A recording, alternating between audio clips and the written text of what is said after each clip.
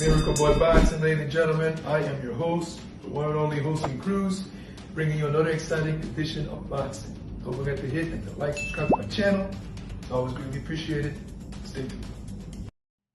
Miracle Boy Boxing, ladies and gentlemen. I am your host, hosting Cruz, and guys, Nicklaus Flaz de Vega Alta, Puerto Rico, has done it again, ladies and gentlemen. Nicklaus Flaz just keeps impressing every fight. 5-0 since his last defeat by knockout to Janelison Figueroa Boca Chica. Nicklaus Flaz has been turning in some sensational performances at a pretty high level. From being an opponent, guys. This is a fighter from just being an opponent and a stepping stone for other good fighters. Boca Chica knocked him out in one round. Prior to that, he had a loss already, defeat. So he was already coming in with a loss against Boca Chica. Boca Chica knocked him out in one round.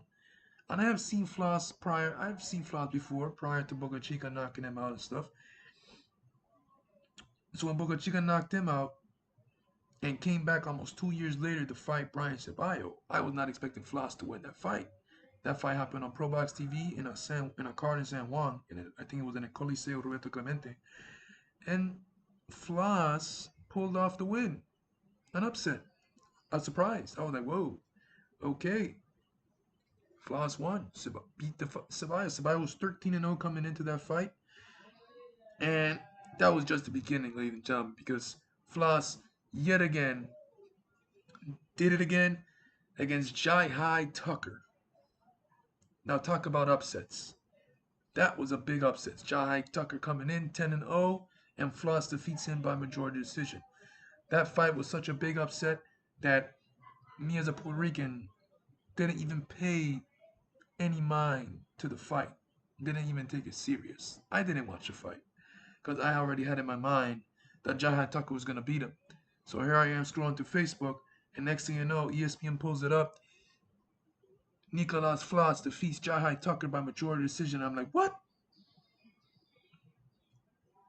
And that was a big upset because Jai Tucker is one of the top contenders in 160 coming up, prospect/contender. And they were using Flaz as an opponent for Tucker just to look good, a showcase, and Tucker got beat. And now Flaz comes back and beats a really good fighter in Luque Santamaria, who's been in there with Devin Alexander, the both Ramos brothers, Abel and Jesus. He beat Abel. First of all, he beat Devin Alexander. Then he beat Abel Ramos. Abel Ramos, he's going to be fighting Mario Barrios for Mario Barrios' WBA welterweight title on the Mike Tyson Jake Paul card this Saturday night. So that's a solid win. And then he fought Jesus Ramos. He lost to Jesus Ramos. Gave a good account of himself. He won decision with him, 10 rounds. Then he had a tune-up, and then he lost to Flaz. Flaz outboxed and stopped him. Stopped Luque Santamaria in 6 rounds. And what was another surprise, like shocker, like, whoa, no, like, okay, hold up. Nicklaus Flaz needs to be taken serious now. Okay, he beat Ceballo. He beat Jai Tucker, which was a surprise. And then he beat a really good fighter. Another really good fighter, Luque Santamaria, like, wait, hold up, what's going on here? Then Nicklaus Flaz follows it up with 2 more victories, one by stoppage in 4 rounds in Alfredo Escarrega, another Mexican fighter, and then another Mexican fighter in Christian Gomez by decision in the last fight this past Saturday night in what was one of his most impressive performances.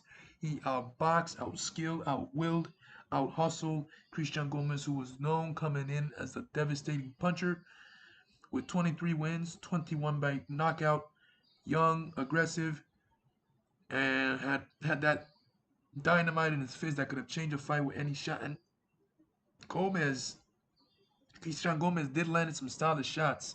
It was this point in the fight, forgot what round it was, that Gomez landed a left hook, right hook combo, followed by a right uppercut that Flaz took very well. Flaz has a really good chin. And the commentator, it was such a sensational performance by Floss that the commentator were saying this is like an Aaron Pryor. Floss's style is like an Aaron Pryor where he's just active with his punches, no breather, not giving you any space, just keeping you busy, keeping you um, on your toes, hands up, and just touching you, touching you, touching you with his punches. Nothing, not everything is hard, but just keeping you busy and then surprising you with a hard one. And he does it in angles. And one of the most impressive things about Floss, in my opinion, is his defense.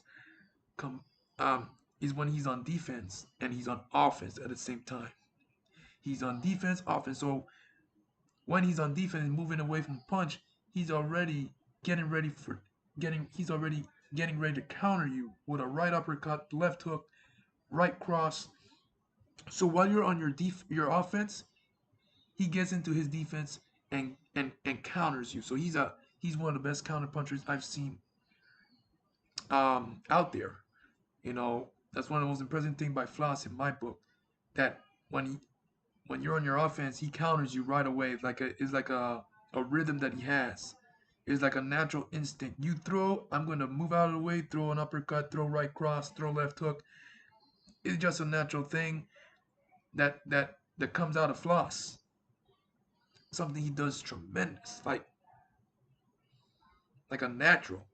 That's his thing. Besides being an excellent boxer and excellent fighter that likes to go on the inside and bang it out with you, he's an he's an excellent counter puncher as well. So Floss from being an opponent, guys, and I said it before in my past videos. I've talked about Floss before many times already, and I'm always excited and happy to talk about him because he is to talk about. Nicklaus Flaz is gonna be a world champion. Mark my words.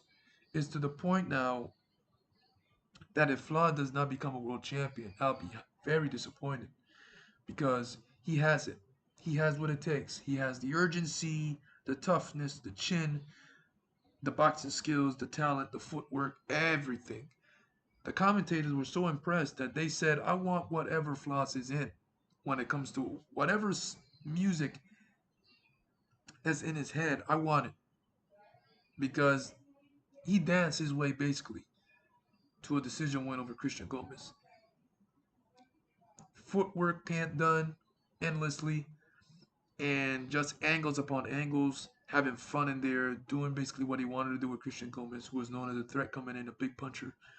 Um, so yeah, Nicolaus Flasi, yet again with another impressive performance. And this is the thing, since his last loss by knockout to Boca Chica, he's 5-0, and all fights were impressive performances. And that's what you want to see in a fighter on the rise. You want to see him impress every fight. Like I said, he's going to be a world champion. He has what it takes. It'll be a shocker for me if he does not become world champion. You know, Nicolaus Flaz is to be taken serious. Miracle Boy Boxing, ladies and gentlemen, I am your host, Holson Cruz. Don't forget to like and subscribe to my channel, guys. It is always a pleasure to talk to you guys about boxing. And I'll see you guys in my next video.